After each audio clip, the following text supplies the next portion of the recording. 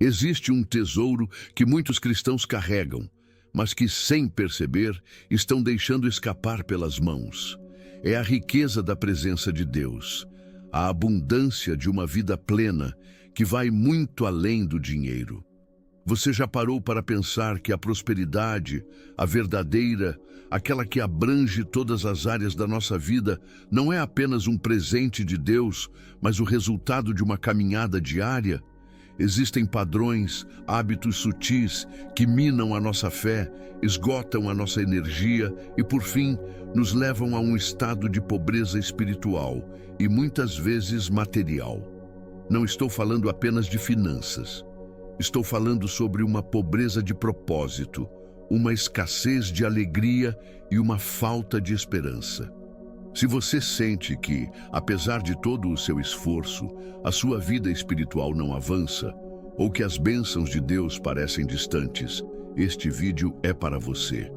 A verdade é que a nossa atitude e as nossas escolhas diárias moldam o nosso destino. Hoje, vamos desvendar os 7 hábitos que, de forma silenciosa, têm empobrecido muitos cristãos. E acredite, o terceiro deles é um dos mais perigosos, um que se disfarça de virtude, mas que rouba a sua bênção. Fique comigo até o final, porque a revelação completa e o antídoto para cada um desses hábitos podem mudar a sua vida para sempre. Estou aqui para te ajudar a reverter o quadro e a viver a vida abundante que Deus planejou para você. Após essa introdução intrigante, vamos direto ao ponto. A vida abundante que Cristo nos prometeu não é automática. Ela é cultivada, é semeada e colhida.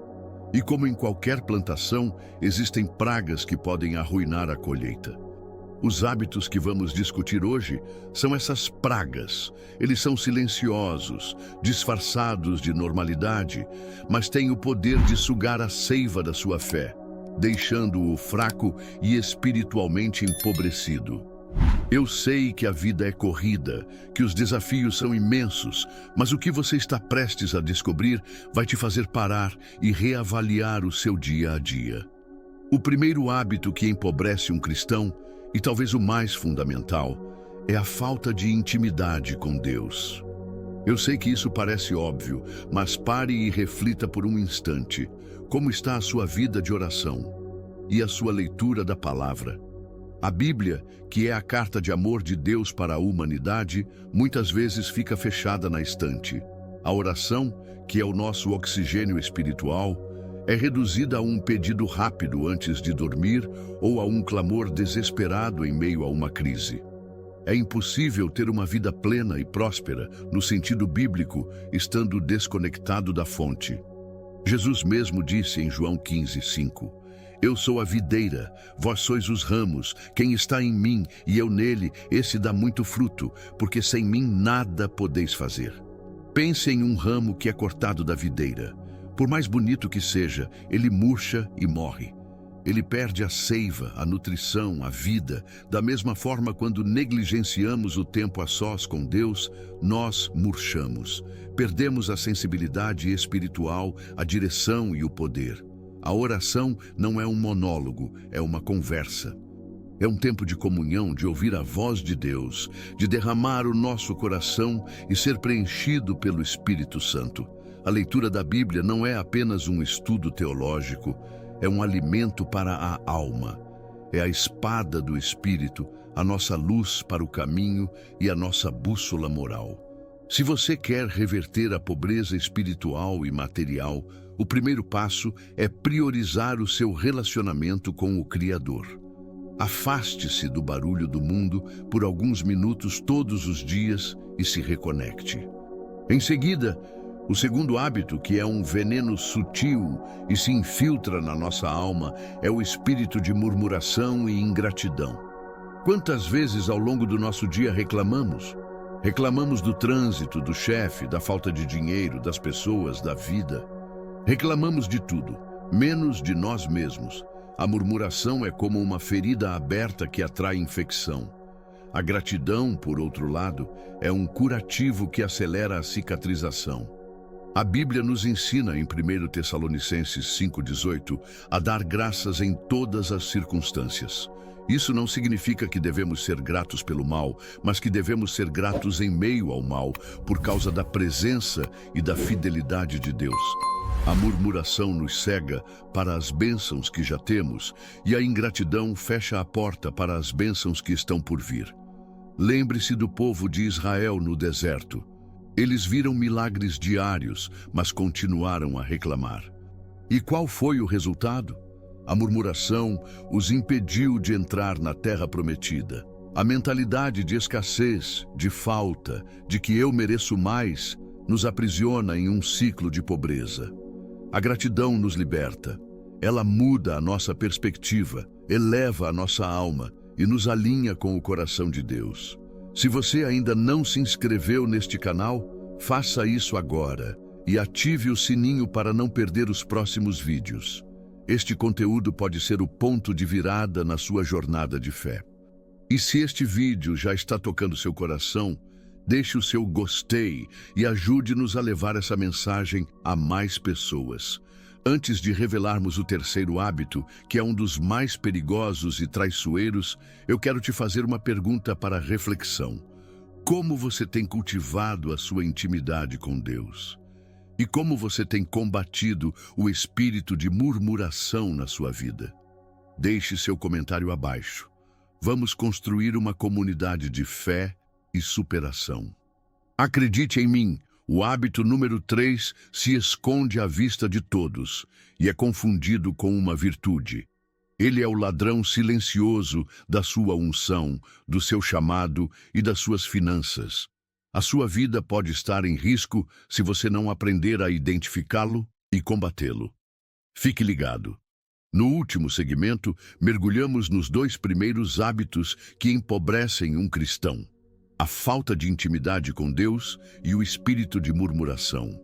Agora, vamos enfrentar de frente o que eu chamei de um dos mais perigosos e traiçoeiros de todos. O hábito número 3, que se disfarça de virtude, é a falsa humildade e a falta de visão. Parece contraditório, não é mesmo?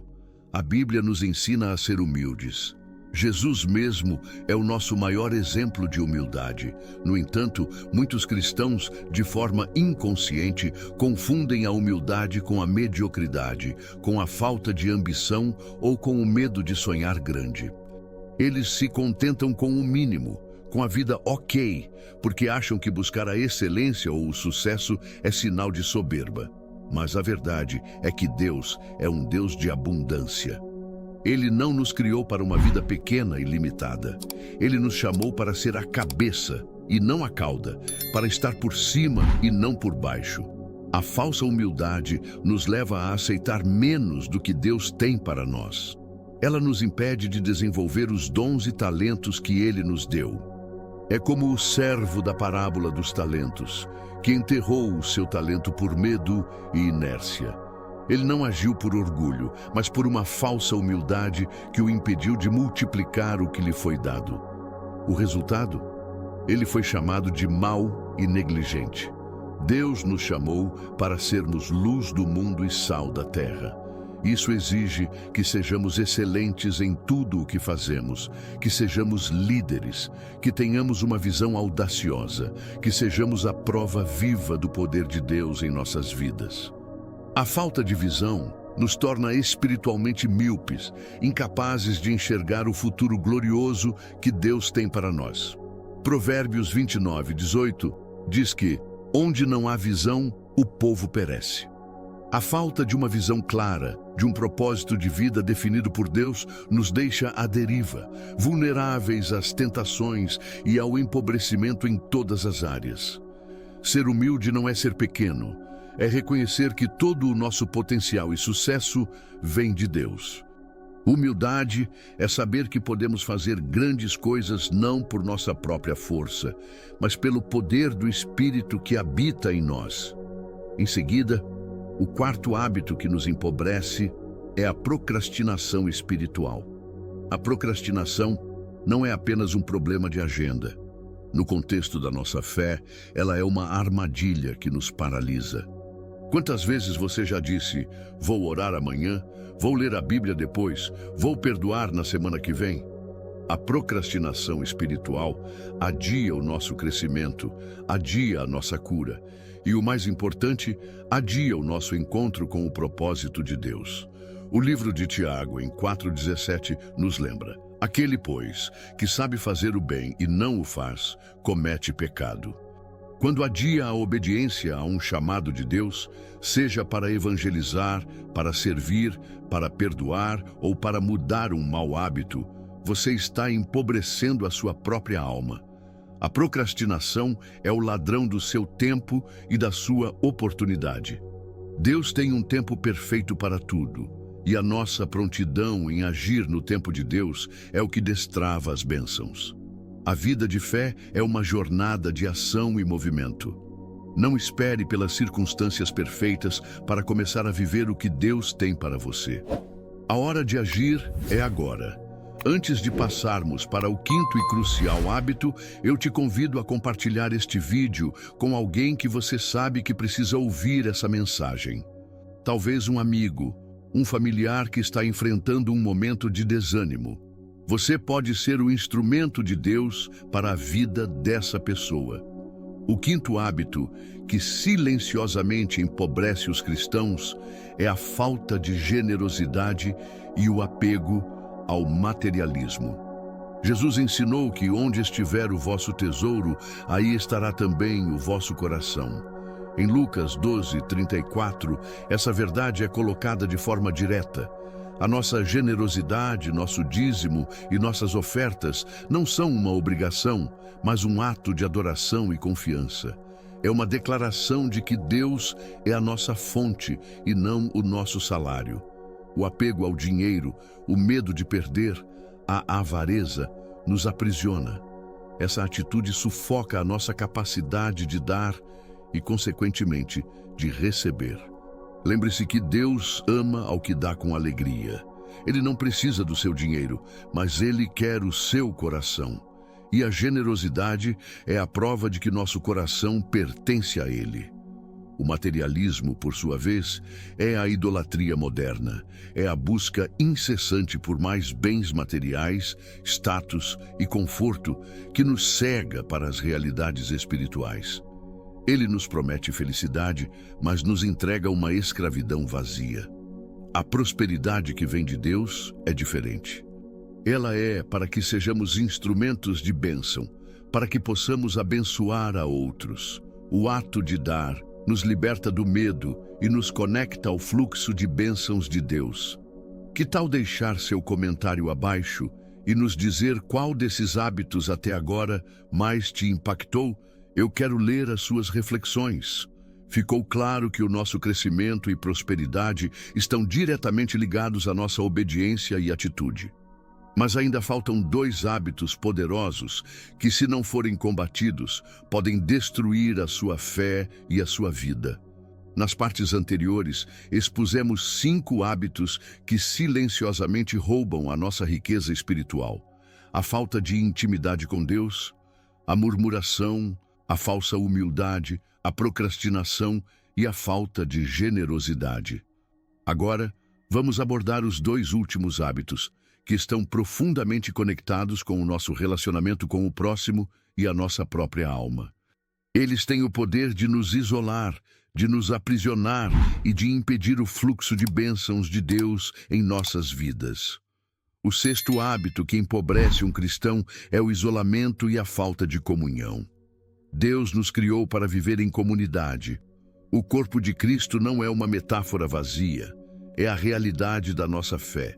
O autor de Hebreus nos adverte em 10:25, não deixando a nossa congregação, como é costume de alguns, antes admoestando-nos uns aos outros. A vida cristã não foi feita para ser solitária. Quando nos isolamos, ficamos vulneráveis, sem apoio, sem encorajamento e sem a oportunidade de servir. O isolamento nos torna presas fáceis para o desânimo, para as mentiras do inimigo e para a falta de perspectiva.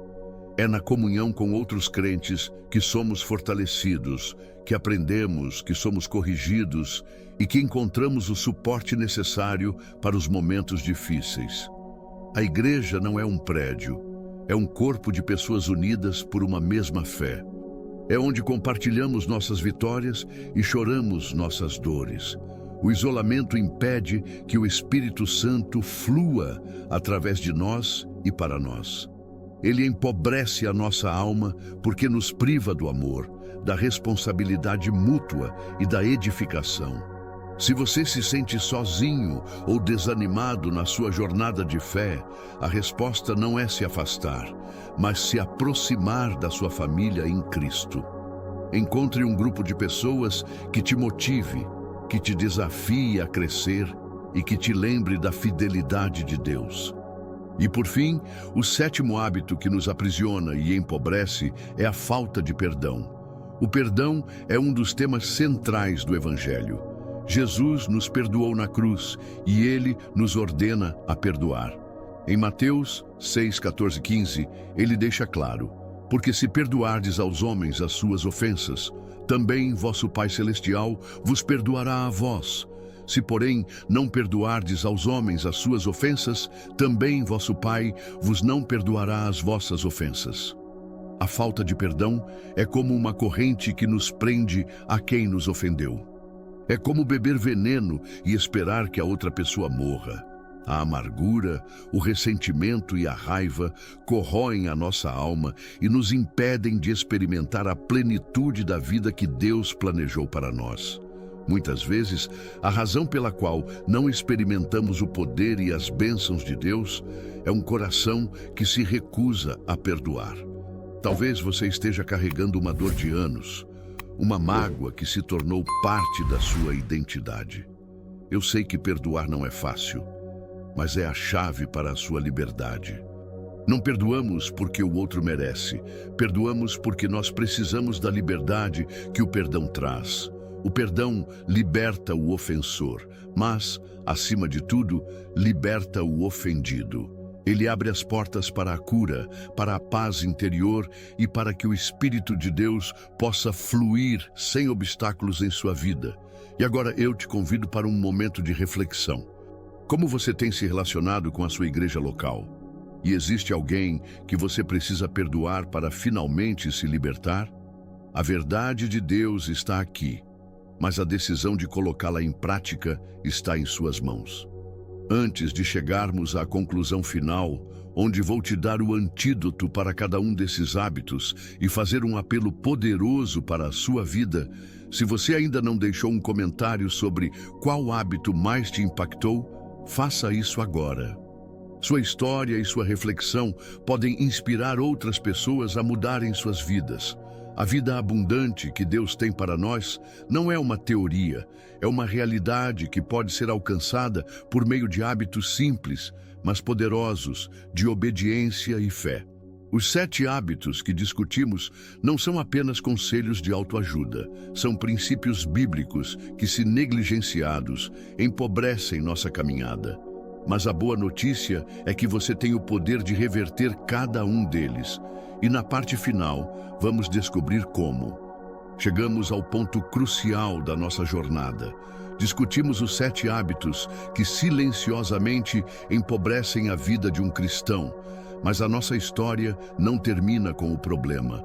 A palavra de Deus sempre nos dá a solução, a saída, o caminho de volta para a abundância que Ele planejou. E a boa notícia é que o antídoto para cada um desses hábitos já está disponível para nós, através de Jesus Cristo. Vamos rever cada um deles e aplicar o remédio divino. Se a sua vida está empobrecida pela falta de intimidade com Deus, o antídoto é simples e profundo. Faça da sua comunhão com Ele a sua prioridade. Levante um pouco mais cedo, reserve um tempo de qualidade para orar e ler a sua palavra. Não como uma obrigação, mas como um encontro com aquele que te ama incondicionalmente. Se o veneno da murmuração tem contaminado seu coração, o antídoto é a gratidão. Comece hoje a fazer uma lista de tudo que Deus já fez em sua vida. A gratidão é uma chave que destranca as portas das bênçãos e nos dá uma nova perspectiva. Se a falsa humildade e a falta de visão te paralisaram, o remédio é o sonho de Deus para a sua vida. Peça a Ele para te mostrar o seu plano e a sua visão. Não se contente com a mediocridade. Deus te chamou para ser mais, para ir além, para ser um líder e uma luz neste mundo. Se a procrastinação espiritual tem roubado sua bênção, o antídoto é a obediência imediata. Haja no tempo de Deus. Se Ele te chamou para algo, não espere pelas circunstâncias ideais. Haja pela fé e veja o milagre acontecer. Se a falta de generosidade e o apego ao materialismo te prendem, a cura é a confiança e a generosidade. Devolva a Ele o que é dele, com alegria. Seja uma bênção na vida de outros. Quanto mais você dá, mais Deus te capacita a dar. Se o isolamento tem te enfraquecido, o remédio é a comunhão genuína. Encontre uma igreja onde a palavra de Deus é pregada com fidelidade. Um lugar onde você possa servir, crescer e ser edificado. Somos mais fortes juntos. E por fim, se a falta de perdão tem te acorrentado, a libertação vem com o perdão radical. Decida hoje liberar o perdão para quem te ofendeu. Não porque a pessoa merece, mas porque você merece a paz e a liberdade que vem do perdão. A verdade é que esses 7 hábitos são sintomas de um problema maior. Um coração que ainda não foi completamente entregue a Jesus. Talvez você nunca tenha feito essa entrega, ou talvez você tenha se desviado do caminho. O que te trouxe aqui hoje não foi coincidência. Deus tem um propósito para a sua vida e Ele te ama de uma forma que você não pode sequer imaginar. O sacrifício de Jesus na cruz não foi em vão. Ele foi feito para que você pudesse ter vida e vida em abundância. Eu convido você agora a fechar os olhos. Se você sente no seu coração o desejo de se reconectar com Deus ou de aceitar Jesus como seu único e suficiente Salvador pela primeira vez, eu quero fazer uma oração com você. Repita comigo. Pai Celestial, eu venho a Ti em nome de Jesus. Reconheço que sou pecador e que preciso do Teu perdão. Eu creio que Jesus morreu na cruz por mim e ressuscitou ao 3º dia. Abro a porta do meu coração e te convido a entrar. Senhor Jesus, eu te recebo como meu Senhor e Salvador. Eu te peço que me guie e me ajude a viver uma vida que te honre. Amém. Se você fez essa oração, os céus estão em festa. E o primeiro passo na sua nova jornada é encontrar uma comunidade de fé. Busque uma igreja que pregue a verdade da Bíblia e se junte a ela. Você não está mais sozinho. Não se esqueça de se inscrever neste canal e ativar o sininho. Nosso objetivo é continuar te inspirando e te ajudando a crescer na sua fé. Se este vídeo foi uma bênção para você, por favor, deixe o seu gostei e compartilhe com todos os seus contatos. Sua ajuda é fundamental para que essa mensagem alcance cada vez mais vidas. Não saia ainda. Estão aparecendo 2 vídeos aqui na tela final, escolhidos especialmente para continuar fortalecendo a sua jornada de fé. Clique em um deles e continue crescendo.